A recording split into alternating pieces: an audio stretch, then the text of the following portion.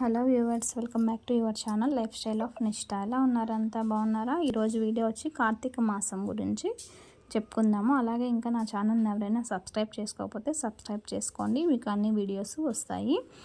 ఇక కార్తీక మాసం తెలుగు సంవత్సరాల్లో 8వ నెల పౌర్ణమి రోజున కృత్తికా నక్షత్రం, అంటే చంద్రుడు కృత్తికా నక్షత్రంలో కలిసిన రోజు కాబట్టి ఈ నెలను కార్తీక మాసం అంటారు. ఈ నెలలో స్నానం, దానం, జపాలు, పూజలు, ఉపవాసాలు, వ్రతాలు, దీపాలు వెలిగించటం వల్ల, వనభోజనాలు వంటి వాటిని చేయటం వల్ల జన్మజన్మల పాపాలకు ప్రక్షాళన చేసి అనంతమైన పుణ్యఫలాలను ప్రసాదించే మహిమాన్వితమైన మాసం కార్తీక మాసం.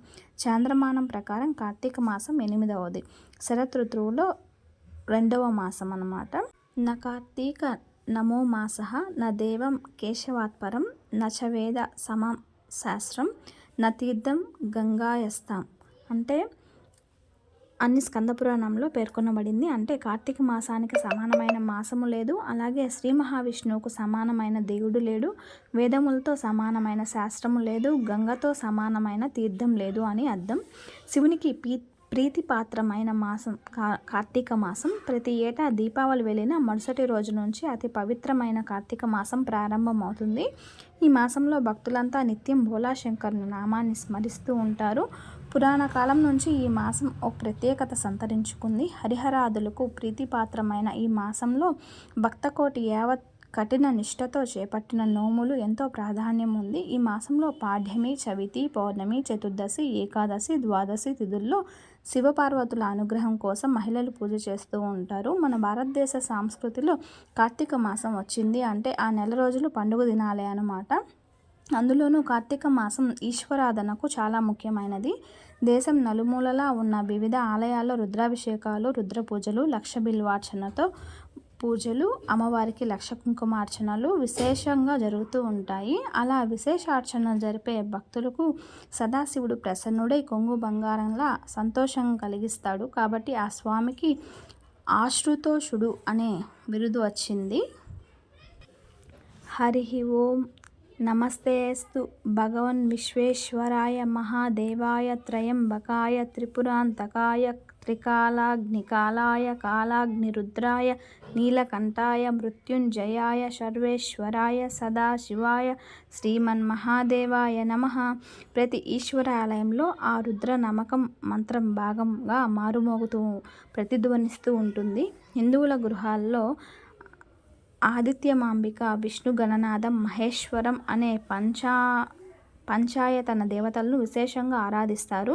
కార్తీక మాస మహత్యం గురించి పూర్వ నైమిసారణ్యంలో శౌనకాది మహామునులు అందరికీ సూత మహాముని ఎన్నో విష్ణు భక్తుల చరిత్రలు, విష్ణు మహిమలను వినిపించే సమయంలో, ఓ సూతముని శ్రేష్ఠ, కలియుగంలో ప్రజలు సంసార సాగరం నుండి తరింపలేక అరిషడ్వర్గులై దాసులై సుఖంగా మోక్ష మార్గం తెలియక ఎన్నో ఇతిబాధలు అనుభవిస్తూ ఈ మానవులకు ధర్మాలన్నింటిలో ఉత్తమ ధర్మమేది? దేవతలు అందరిలోనూ ముక్తి నొసంగు ఉత్తమ దైవమెవరు?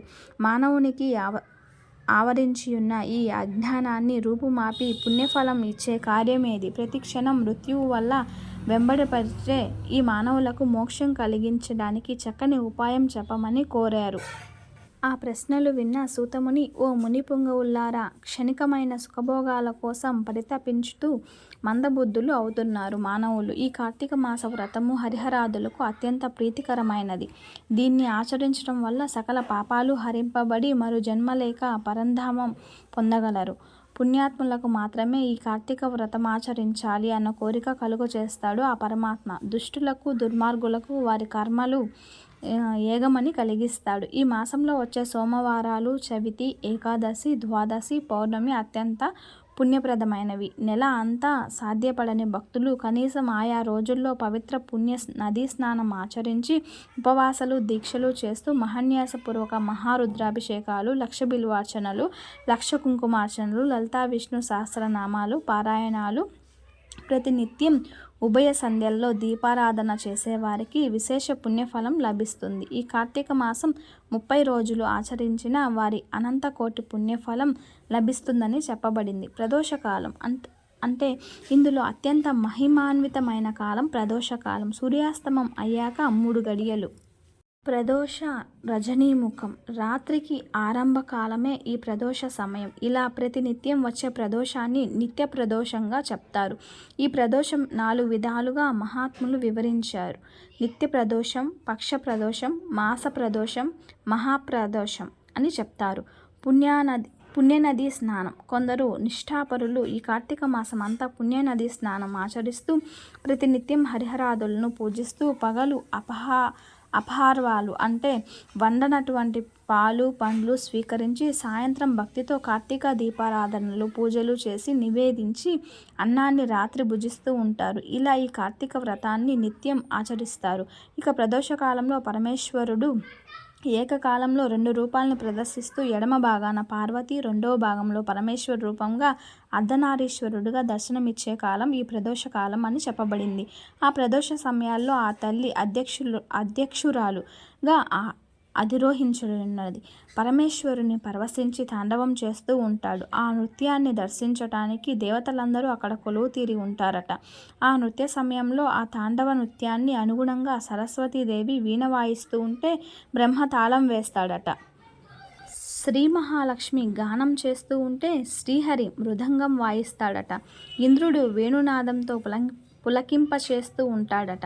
అలాంటి ప్రదోష సమయాల్లో దేవగంధర్వ మహర్షి సిద్ధులందరూ పరమాత్మ స్వరూపాన్ని కొలుస్తూ ఉంటారట.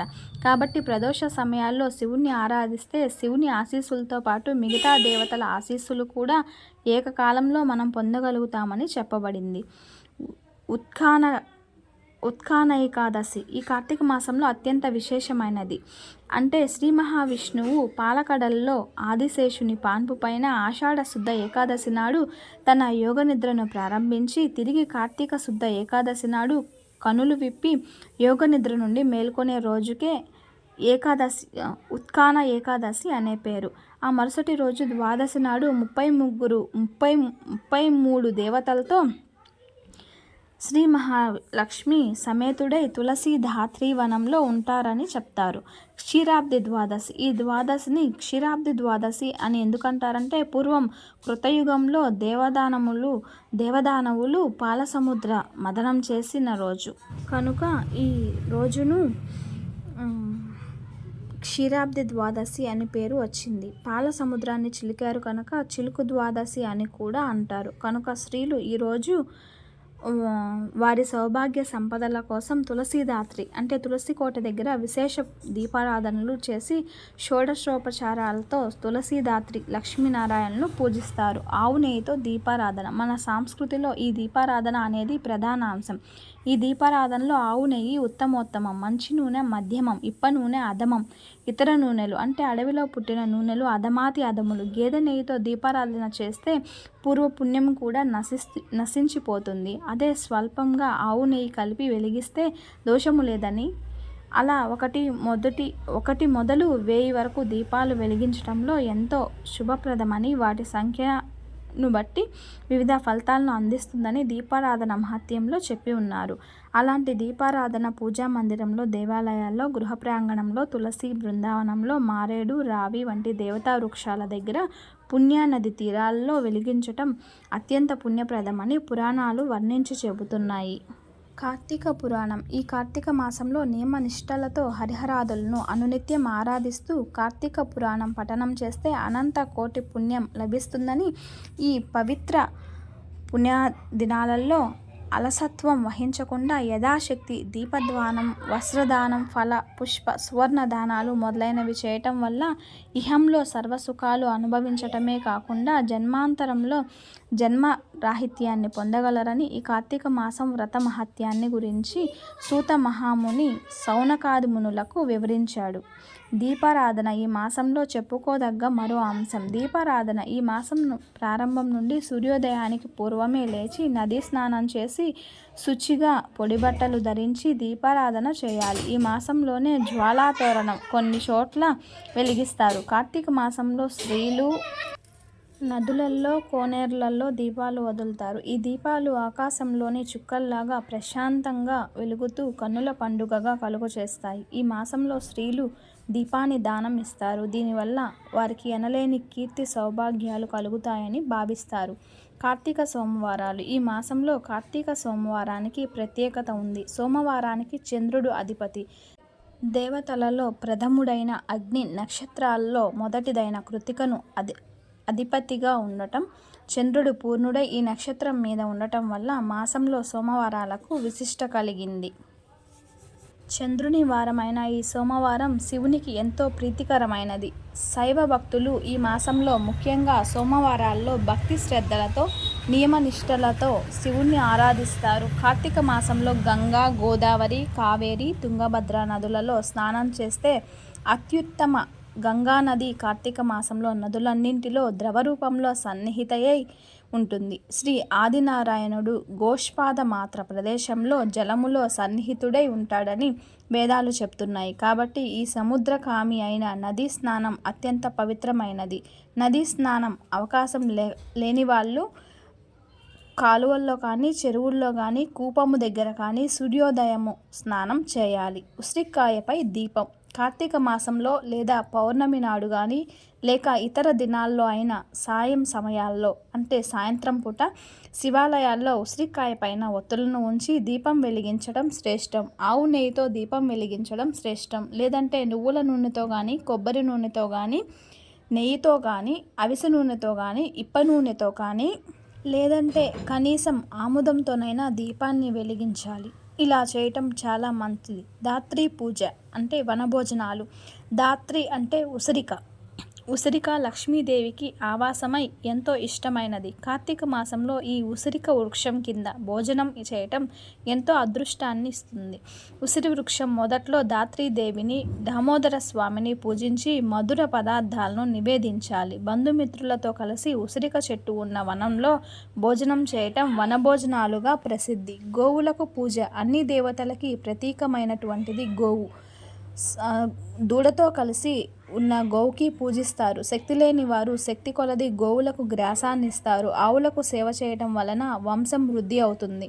సత్యనారాయణ వ్రతం అంటే మాఘమాసంలో కానీ, చైత్రమాసంలో కానీ, కార్తీక మాసంలో కానీ ఒక దినమున సత్యనారాయణ వ్రతాన్ని ఆచరించవలెనని చెప్పడం జరిగింది. ఈ మాసంలో సత్యనారాయణ స్వామి ప్రధాని ఆచరించడం వల్ల కారణం కార్తీక దామోదర స్వరూపమైన మాసం. నారాయణుడు సహస్రనామములతో వ్రతములు మొదలైనవి అందులో ప్రసిద్ధి చెందినది సత్యనారాయణ వ్రతము. ప్రత్యేకించి ఈ మాసంలో పూర్ణిమ నాడు సత్యనారాయణ వ్రతం ఆచరించటం చాలా విశేషం. చూశారు కదండి వీడియో. ఇది కార్తీక మాసం యొక్క విశిష్టత. వెనకాల కొంచెం బ్యాక్గ్రౌండ్ డిస్టర్బెన్స్ వచ్చింది, ప్లీజ్ ఏమనుకోకండి.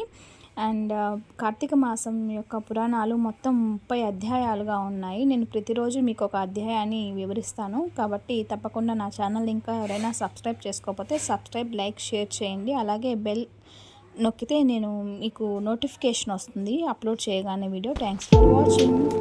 నెక్స్ట్ వీడియోలో మళ్ళీ కలుద్దాం.